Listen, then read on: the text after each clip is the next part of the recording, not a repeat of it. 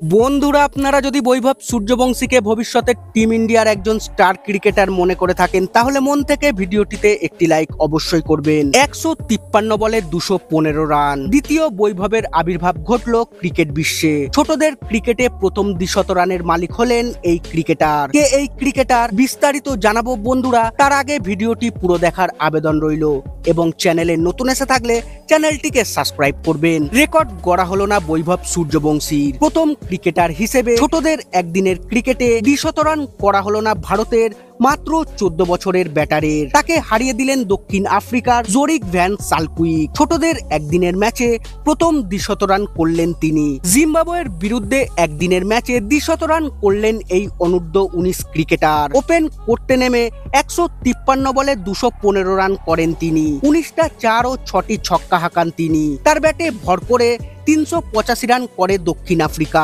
ছোটদের একদিনের ক্রিকেটে এটা এক ইনিংসে দক্ষিণ আফ্রিকার সর্বাধিক রান। 3 দিন আগেই বাংলাদেশের অনূর্ধ্ব 19 দলের বিরুদ্ধে অপরাজিত 164 রানের ইনিংস খেলেছেন সালকুইক। এবার 200 রান করলেন তিনি।